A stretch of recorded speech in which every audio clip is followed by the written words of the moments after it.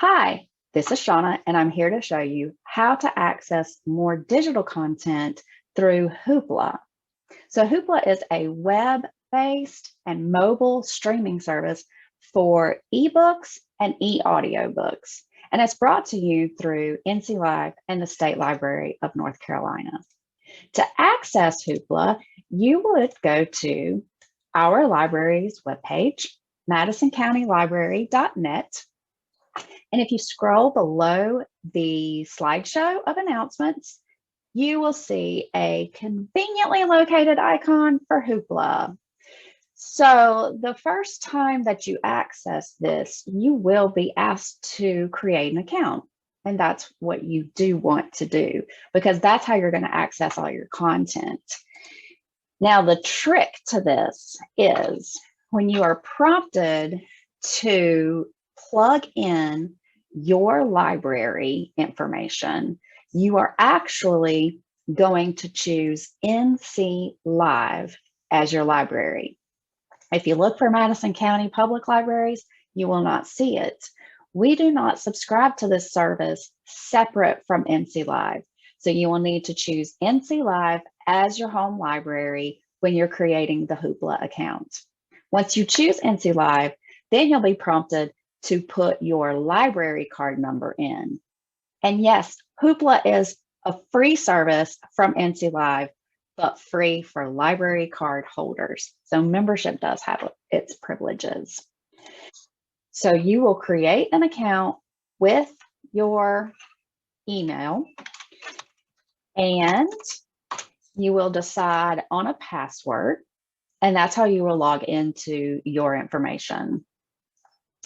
So Hoopla this is your landing page, the My Hoopla. And one of the great things about Hoopla is you can borrow up to 10 items at a time.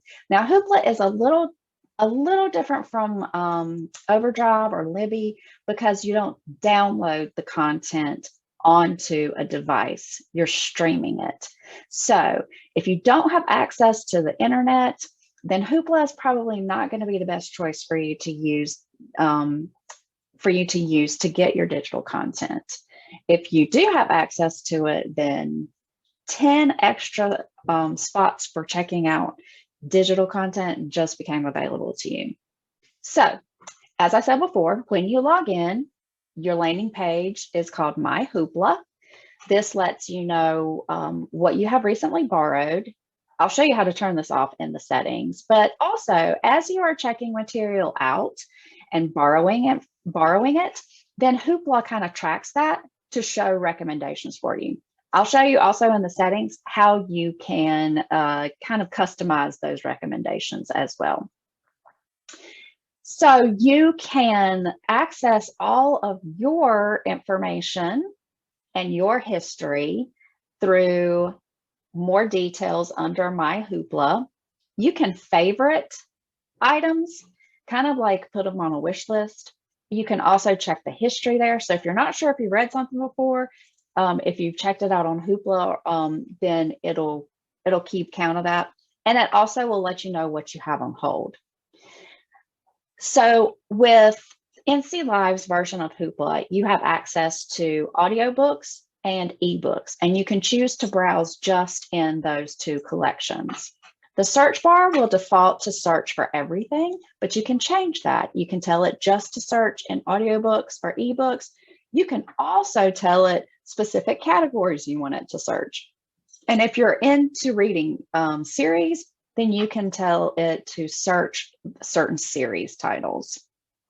There is an advanced search, but sometimes in my experience, too much information almost gets you nothing in return. So I usually don't even use the advanced search, but this would be good for if you have, say, an ISBN number that you want to search for, or you're searching for some content in another language.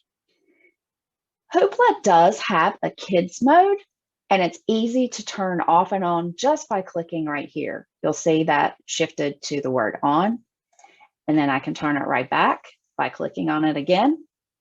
What that does is it puts it into a kid-friendly mode that only shows digital content for ages up to 12. So parents might choose to have their Hoopla on the kids mode if the kids are looking for something, but do recognize that it will show all kids material up to around age 12. This gear icon is where you'll be able to change any of your settings. So this reminds you of how you're logged in and what your library associated with your account is. It lets you decide about emails that you receive from Hoopla, if whether you want to receive your hold or request by email, which I would recommend you leave that on, because how else are you going to know if you got a hold ready for you? You can also turn the kids mode on and off here.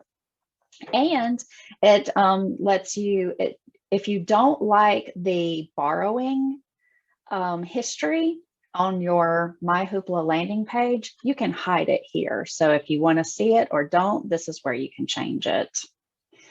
This also reminds you of the library you're associated with and the library card of the account. And this is where you can kind of customize the recommendations that Hoopla shows you. So you can tell it exactly what kind of audiobooks and ebooks you want it to recommend. If you're really into the classics, or you just want to see Christian romance, you can check that and it will filter the rest of those recommendations out and really target the kind of thing that you like. Your email there, your password there. And this is also where you can log out. So I hope that you will find Hoopla as easy to use as I have. And now you have more access to more e-library content. Remember, if you need help trying to figure out how to get it on your device or how to set up your account, you can always call or come by the library. We also do have a printed step-by-step guide that we can share with you via email or in person, either one. Other than that, happy reading. Hope you enjoy some Hoopla.